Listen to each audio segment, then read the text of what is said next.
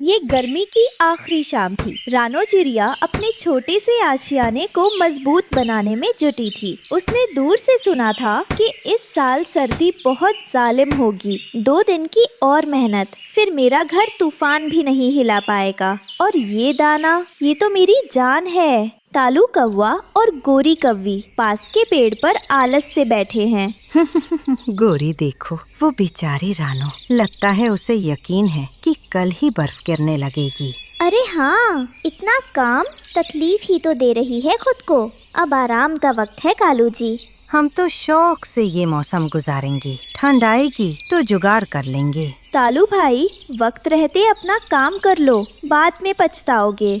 नहीं नहीं, मेहरबानी आपकी, मगर हम आजाद पंछी हैं। रात भर में ही सब बदल गया। सुबह जब पंछी उठे तो हवा में बर्फ की हल्की ठंडक थी। आसमान में काले घने बादल छाए हुए थे, जैसे किसी ने स्याही बिखेर दी हो। कालू जी, ये क्या हो रहा है? इतनी ठंड तो कभी नहीं हुई। क्या पता, शायद कोई मेहमान हवा आई हो। चलो जल्दी से थोड़ा खाने का सामान जमा करते हैं। वे उड़ने की कोशिश करते हैं। मेरे पंख, ओहो, ठंड से ऐंठन हो रही है। देखो कालू जी, वो टीटू तोता, वो तो पहले ही अपने घर में घुस गया। रानो ने कालू और गोरी को परेशान देखा, लेकिन उन्हें पिछली बातें याद थी, इसलिए वो अपने घोंसले के द्वार पर खड़ी रही। देखते ही देखते आसमान से बर्फीली बारिश शुरू हो गई। बारिश की जगह बर्फ के नुकीले टुकड़े गिर रहे थे। देखो बेटा, अगर हमने वक्त पर मेहनत ना की होती तो आज हम भी बर्फ में भीग रहे होते। माँ, बाहर बहुत शोर है। ये तूफान है मेरे लाल। ये उन लोगों को सबक देगा जो कल का काम आज पर छोड़ देते हैं। ये क्या बकवास है? मेरा घोंसला हिल रहा है, पानी अंदर आ रहा है। कालू जी, ठंड से मेरे पैर सुन्न हो रहे हैं। हमारा सारा दाना भीग गया है। अब क्या होगा? अफसोस, रानो की बात मान लेनी चाहिए थी। कालू और गोरी को अब भूख और ठंड सताने लगी। सबसे पहले वे टीटू तोता के पास गए, जो अमीर था लेकिन थोड़ा कंजूस। टीटू भाई, ओ टीटू भाई, दरवाजा खोलो। कौन है? इस तूफान में क्यों परेशान कर रहे हो? टीटू भाई, हम हैं कालू और गोरी। हमारा घर टूट रहा है, हमें थोड़ी पनाह दे दो। माफ करना, मेरा घर बहुत छोटा है, सिर्फ मेरे परिवार के लिए जगह है। तुम लोग कहीं और जाओ। देखा, जब तक दौलत है सब दोस्त हैं, मुसीबत में कोई नहीं पूछता। टीटू तोता से ना सुनकर कालू और गोरी का हौसला टूट गया। ठंडी हवा उनके जिस्म में तीर की तरह चुभ रही थी। वे इसी उम्मीद में आगे बढ़े कि शायद कोई और उनकी मदद कर दे। कुछ दूर चलने पर उन्हें बंटी कबूतर का घर मिला। बंटी अपने घर की टूटी हुई छत ठीक कर रहा था, जिस पर बर्फ जमा थी। वह बेचारा खुद ही परेशान दिख रहा था। बंटी भाई, क्या हाल है? तुम तो खुद मुश्किल में हो।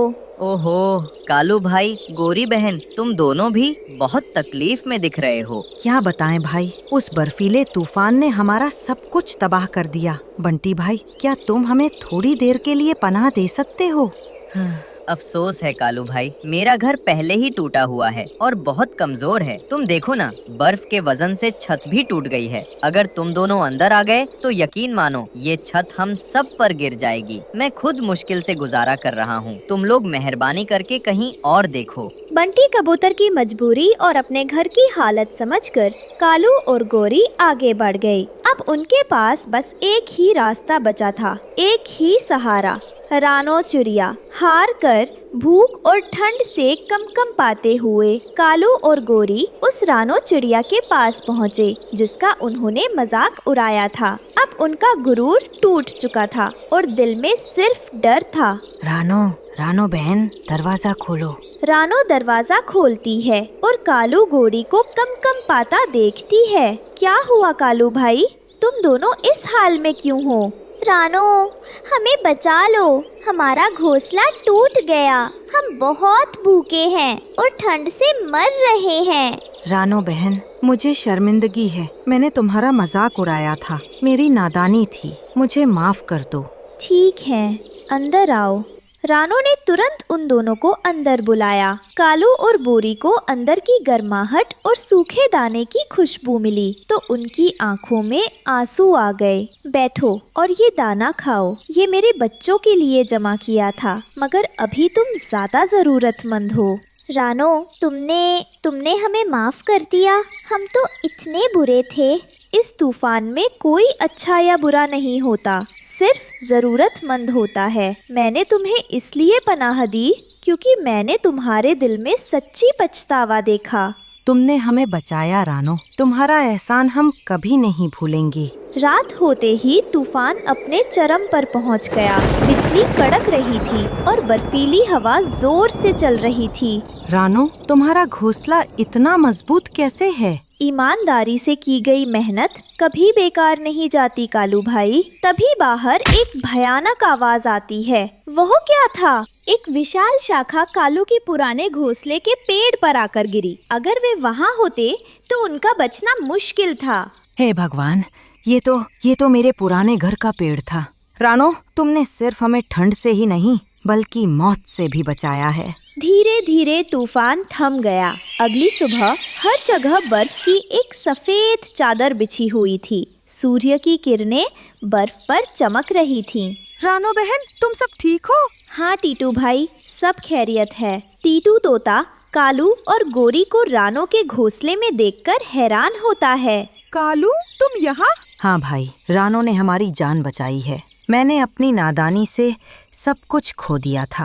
रानो, तुम्हारा दिल बहुत साफ है। कुछ देर बाद कालू और गोरी रानो से इजाजत लेकर अपना नया घर बनाने के लिए निकल पड़े। रानो बहन, आज तुमने हमें सिर्फ दाना नहीं दिया बल्कि एक सबक दिया है। अब से हम भी तुम्हारी तरह मेहनत करेंगे। मुझे तुम पर यकीन है कालू भाई। अब देर मत करना, थोड़ी बर्फ और पिघलने दो, फिर मिलकर काम शुरू करना। हाँ जरूर। ठंड का मौसम धीरे धीरे गुजरने लगा। कालू और गोरी ने अपना आलस छोड़ दिया था। वे रानो की सलाह पर एक नया और मजबूत घोंसला बनाने में जुट गए। गोरी, अब मजा आ रहा है। मेहनत में भी एक अलग सुख है। हाँ कालू जी, और भूख भी खूब लगती है। रानो दूर से उन्हें देखकर मुस्कुराती है।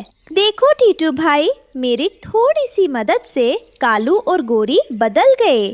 सत्य कहा रानो, दयालुता की ताकत किसी भी उपदेश में बड़ी होती है। तालू और गोरी का नया घोंसला बनकर तैयार था। इस बार वो बहुत आरामदायक और तूफान से लड़ने लायक था।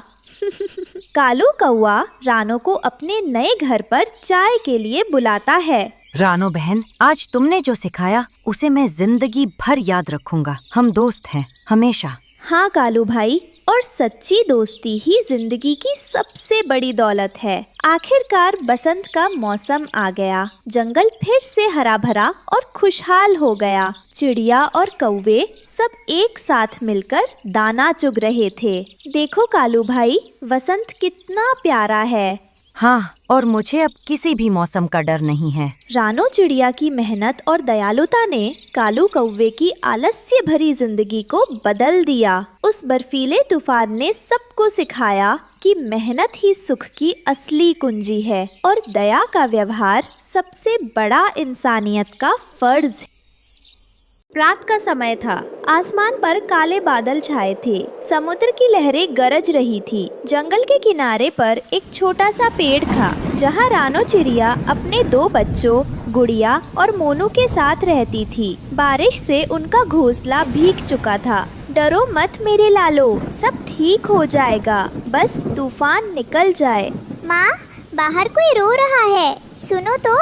रानो ने ध्यान से सुना। सचमुच लहरों के बीच से किसी के रोने की आवाज आ रही थी। वो कांपती हुई बाहर निकली और देखा एक जल परी पत्थर पर बैठी रो रही थी। कौन हो तुम? इतनी रात में इस तूफान में यहाँ क्यों रो रही हो?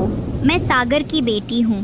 दोस्तों, ये रहे हमारी आज की वीडियो की प्यारे सब्सक्राइबर्स और फॉलोअर्स के नाम। रिया, आदिल, अनमोल, अक्षु, अहम मौर्य, जो नहीं चुने गए, चिंता मत करो, अगली बार तुम भी बन सकते हो जंगल के सुपरस्टार।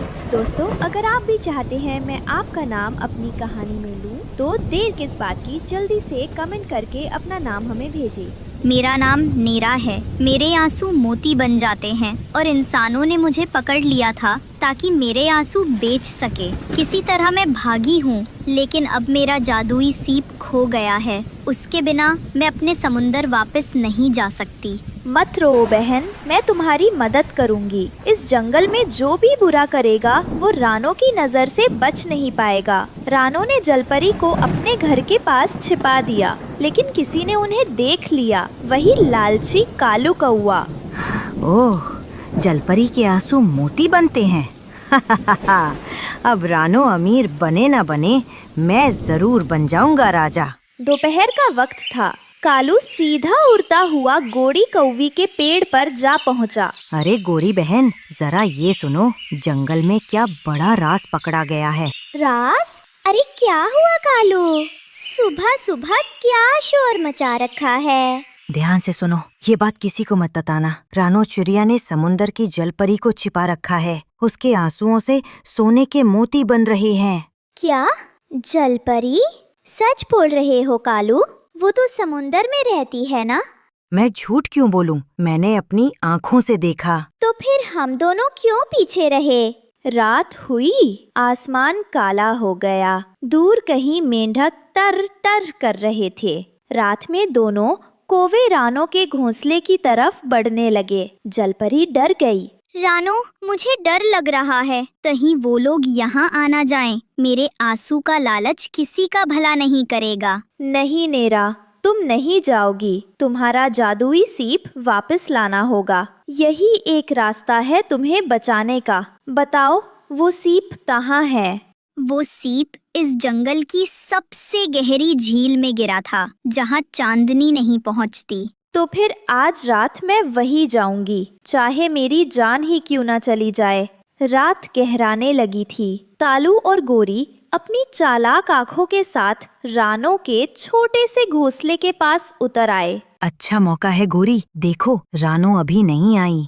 हाँ कालू, और यही बेहतर मौका है। अगर जलपरी यहाँ छिपी हुई होती तो रानो की गैर हाजिरी में हम उसे छीनकर जल्दी भाग सकते थे। वे दोनों चुपके से घोंसले के अंदर गए। दोनों ने ध्यान से घर के अंदर देखा। वहाँ पर जलपरी के होने का कोई साक्ष्य नहीं था, न कोई मोती। कुछ भी नहीं मिला। मैंने सोचा था कि जलपरी यहाँ होगी। गोरी, चलो बाहर देखते हैं। दोनों बाहर निकले, जैसे कोई शिकारी अपने शिकार की तलाश में निकला है। वहीं दूसरी तरफ रानो अकेली झील के ऊपर उड़ रही थी और जादुई सीप को तलाश करने की कोशिश कर रही थी। अचानक एक विशाल मछली बाहर आई। कौन है? यहाँ कोई नहीं आता। ये झील मेरी है। मैं रानो चिड़िया हूँ, अपनी बहन जलपरी का सीप लेने आई हूँ। वो तुम्हारे पानी में खो गया है। इस सीप की रक्षा का आदेश सागर के राजा ने दिया है। तो राजा को कह दो, रानो झूठ नहीं बोलती। अगर एक माँ अपने बच्चों की सुरक्षा के लिए उड़ सकती है, तो वो किसी के लिए भी जान दे सकती है। मछली ने रानो की आंखों में सच्चाई देखी और धीरे से सीप पानी से बाहर फेंक दिया। रानो वो सीप लेकर वापस लौट रही थी। रास्ते में उसने एक सुरक्षित डाल देखी और कुछ देर आराम करने का सोचा। कुछ देर यही आराम कर लेती हो, तभी मैं तेज उड़ पाऊंगी। अरे छोटी चिड़िया, इतनी रात में अकेली सो रही हैं, और वो चमकती चीज क्या? सांप ने मौका पाते ही चुपके से झपट्टा मारा और सीप उसके तेज मुंह में फंस गया और वो वहां से अपने बिल में घुस गया। जब रानो की आंख खुली तो वो परेशान हो गई। सीप कहाँ है? यही रखा था। जब वो इधर उधर सीप को ढूंढ रही होती हैं, तो उसकी नजर पेड़ के नीचे एक खोखल में पड़ती है, जहाँ सांप सो रहा था और सीप वही पास में रखा था। सांप के बिल में हाथ डालना जैसे खुद कुएं में कूदना जैसे होगा। सीधे टकराना खुद की मौत हो सकती है। रानो ने देखा कि पास एक ऊंचे पेड़ की शाखा पर एक चील के अंडे रखे हुए थे। माही चील के अंडे। माही चील अभी वहाँ नहीं थी। ये मौका है। अगर मैं माही चील के अंडों को सांप के बिल के पास रख दूं, तो माही चील का गुस्सा उसे निशाना बना देगा। हाँ, यही तरीका है, जल्दी करनी होगी। रानो चिड़िया ने जल्दी से माही चील के 2-3 अंडों को हल्के से अपने पंखों में उठाया और चुपके से सांप के बिल के पास रख दिया। बस अब इंतजार करना पड़ेगा। माही चील आएगी और जब देखेगी कि उसके अंडे यहाँ हैं, तो उसका गुस्सा सांप को उसकी सजा दे देगा। बहुत ही जल्द माही चील वापस आई। उसने देखा उसके अंडे वहाँ नहीं थे। ये क्या? मेरे बच्चे, मेरे अंडे! कौन मेरी संतानों के साथ ऐसा कर सकता है? माही चील ने इधर उधर नजर घुमाई तो नीचे पेड़ की खोखल के पास उसे अंडे नजर आ गए। ये नाग मेरा दुश्मन रहा है। बार बार मैंने उसे चेताया है। आज उसे नहीं छोड़ूंगी। माही चील ने झपट्टा मारा, अपने मजबूत पंजों से सांप को पकड़ा और आसमान में ऊंचाई पर ले गई। रानो ने पेड़ के पीछे छिपकर सारा दृश्य देखा और मौका देखकर सीप उठाई और वहां से उड़ गई। कुछ देर की उड़ान के बाद वो जलपरी के पास पहुंची। रानो, कहाँ थी तुम आने में? इतनी देर क्यों कर दी? अभी यहाँ 2 कौवे कुछ ढूंढ रहे थे। सब बताती हूँ, लेकिन पहले ये देखो, आपकी जादुई सीप। जलपरी ने जैसे ही उसे हाथ में लिया, एक नीली चमक पूरे आसमान में फैल गई। रानो, तुमने मेरी जिंदगी बचाई है। मेरे पास कुछ नहीं, बस मेरे आंसुओं के 2 मोती हैं। इन्हें अपने पास रखना। जब कभी तुम्हें दुख हो, ये तुम्हें संभाल लेंगे। मुझे कुछ नहीं चाहिए नेरा, बस इतना कि जब भी तूफान आए, मेरे बच्चों के घोंसले को मत डुबोना। अब कभी तुम्हारे ऊपर पानी का बुरा असर नहीं होगा। कुछ दिनों बाद वही लालची कालू कौआ उस झील पर गया। उसने सोचा कि शायद उसे भी कोई मोती मिल जाए, लेकिन जैसे ही उसने पानी में झांका, झील ने उसे अंदर खींच लिया और वो फिर कभी नहीं दिखा। रानो ने सीखा, जिनके दिल में सच्चाई होती है, समुद्र भी उनका साथ देता है, और जिनके दिल में लालच होता है, वो अपने ही साये में डूब जाते हैं। ये कहानी ये सिखाती है कि सच्ची मदद बिना लालच के की जाए तो वो हमेशा किसी न किसी रूप में लौट कर आती है। लालच का अंत हमेशा अंधकार में होता है और ईमानदारी का फल हमेशा। सुंदर वन में सुबह हो चुकी थी। गर्मी की छुट्टियां शुरू हो गई थीं। माँ, सुबह हो गई। आज तो हम मिट्ठू तोते के बच्चों के साथ खेलने वाले थे। हाँ मेरी बच्ची, सुबह हो गई। उठ जाओ, मैं तुम्हारे लिए मीठे फल लाई हूँ। क्या हुआ माँ? आप परेशान लग रही हैं। क्या आप रात को ठीक से सोई नहीं? नहीं बेटा, ऐसी कोई बात नहीं है। बस दोस्तों, ये रहे हमारी आज की वीडियो के प्यारे सब्सक्राइबर्स और फॉलोअर्स के नाम। जन्नत खान, अंबिका, इफ्रा, मनीषा। जो नहीं चुने गए, चिंता मत करो, अगली बार तुम भी बन सकते हो जंगल के सुपरस्टार। दोस्तों, अगर आप भी चाहते हैं मैं आपका नाम अपनी कहानी में लूं, तो देर किस बात की, जल्दी से कमेंट करके अपना नाम हमें भेजें। नहीं बेटा, ऐसी कोई बात नहीं है। बस तुम्हारी नानी माँ की बहुत याद आ रही थी। नानी माँ, आपने वादा किया था कि इस गर्मी की छुट्टियों में हम जरूर जाएंगे। गुड़िया की ये बात सुनकर रानो का दिल और भारी हो गया। वह अपनी बेटी को कैसे बताती कि जिस नानी से मिलने के लिए वह इतनी उत्साहित है, वह बहुत बीमार है। गुड़िया बेटा, मेरी बात ध्यान से सुनो।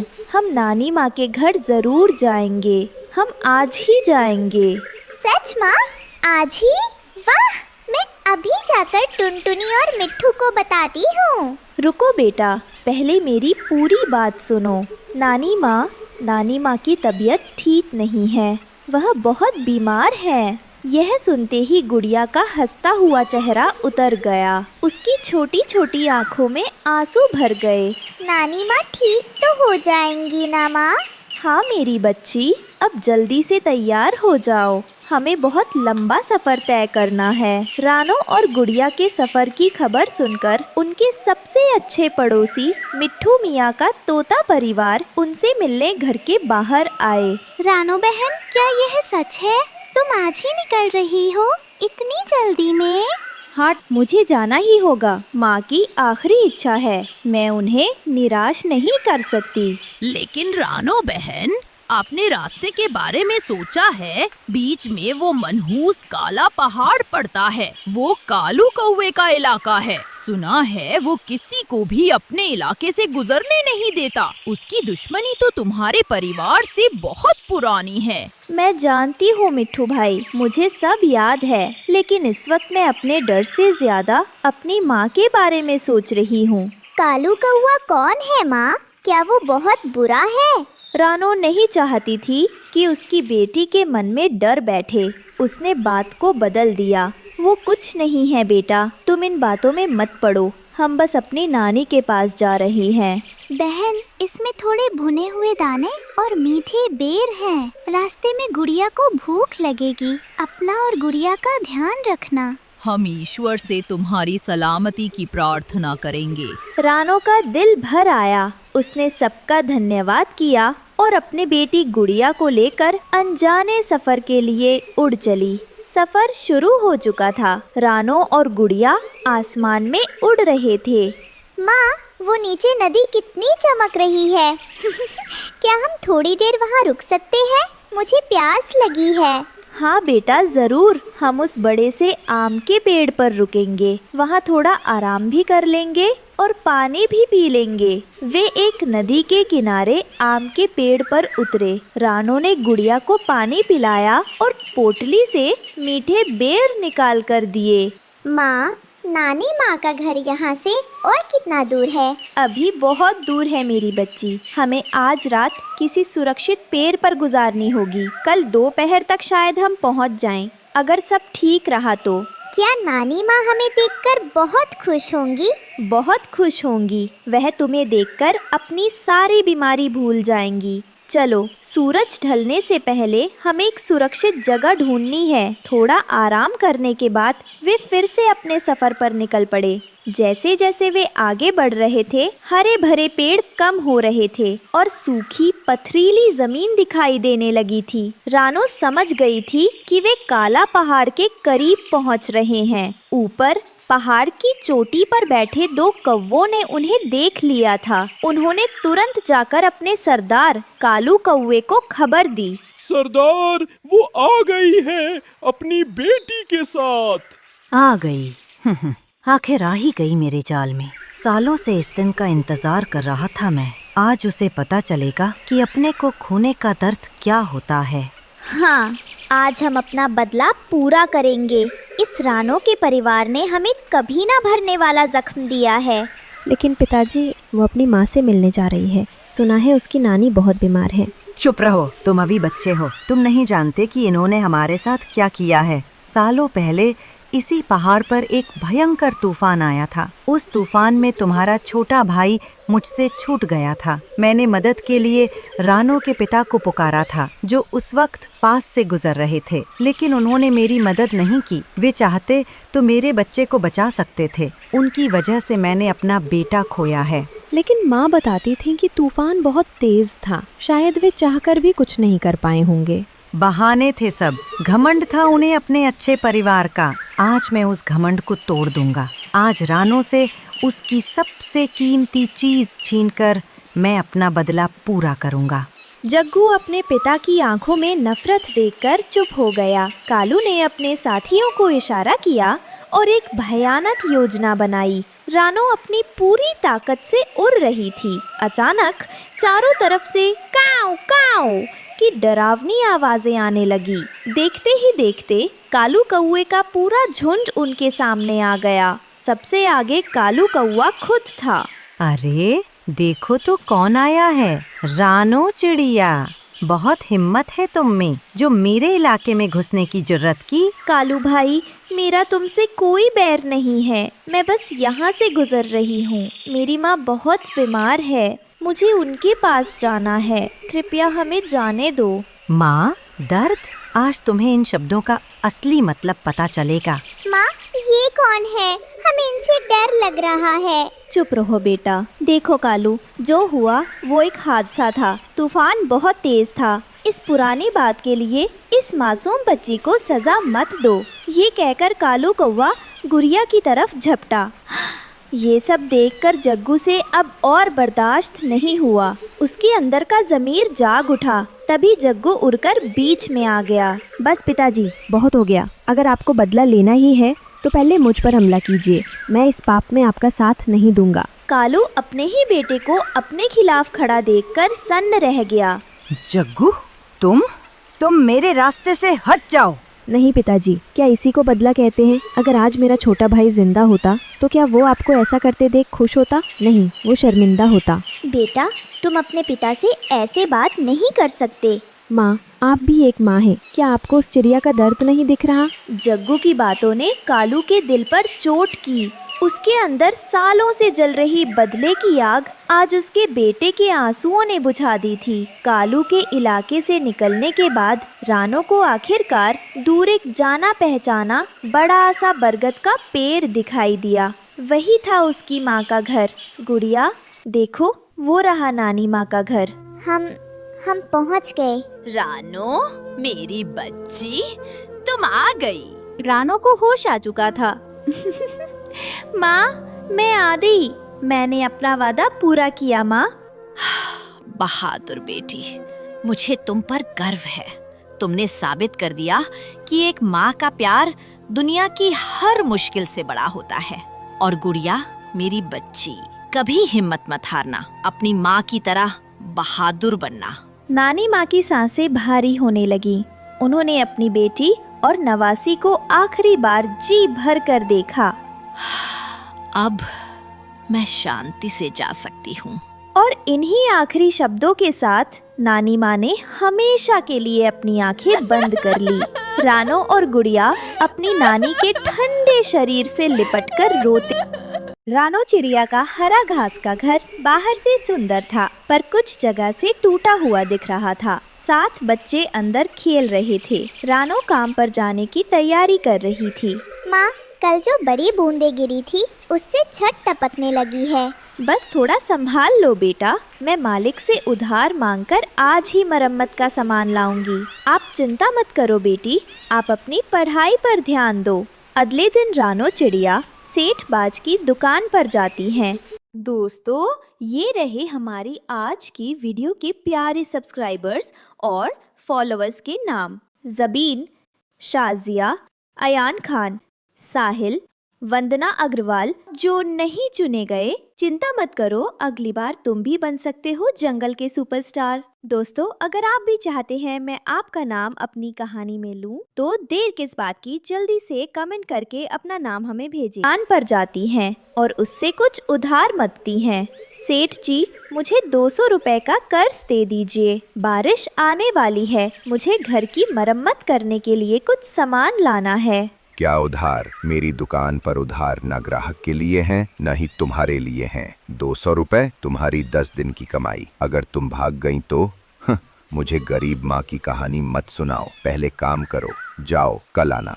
रानो निराश होकर सिर झुका लेती है। रानो जानती थी बिना पैसे सिर्फ घास और मिट्टी से वो 7 बच्चों के सिर पर छत नहीं रख पाएगी। तभी आसमान में बिजली कड़कती है, जैसे प्रकृति ने भी उसका साथ छोड़ दिया हो। हे भगवान, क्या अब रात भी इंतजार नहीं करेगी? बिना पैसे सिर्फ घास से मैं 7 बच्चों के सिर पर छत कैसे रखूंगी?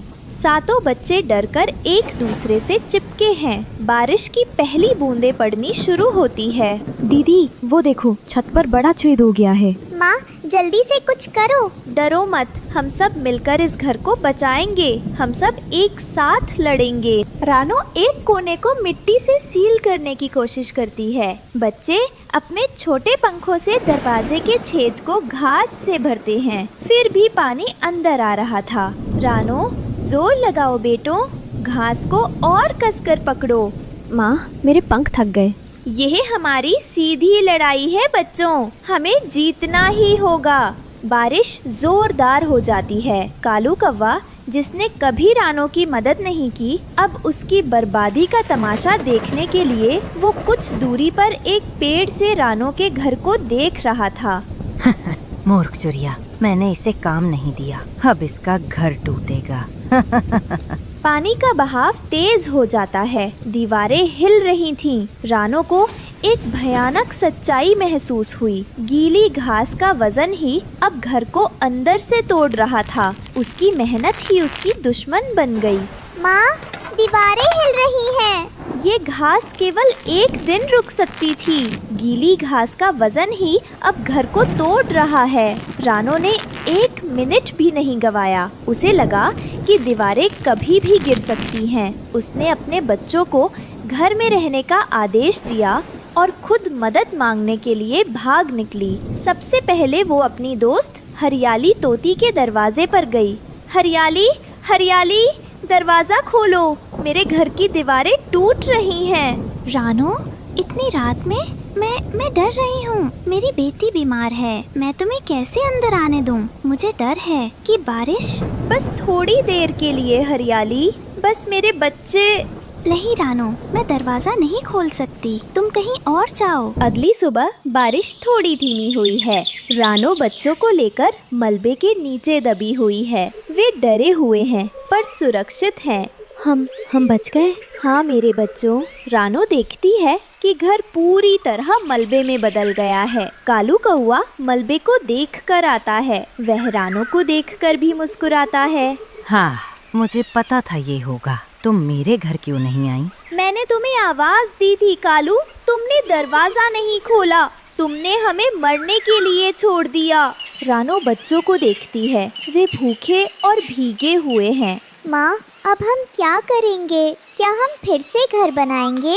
तिनके से घर बनाना एक चीज़ थी बेटा, विश्वास से घर बनाना दूसरी, और वह विश्वास आज टूट गया। अगली सुबह रानो बच्चों को लेकर खड़ी होती है। वह टूटे हुए घर पर एक अंतिम नज़र डालती है। नहीं बेटा, अब हम कहीं और जाएंगे, कहीं दूर, जहाँ उम्मीदें शायद घास जितनी कमज़ोर ना हों। चलो मेरे बच्चों। रानो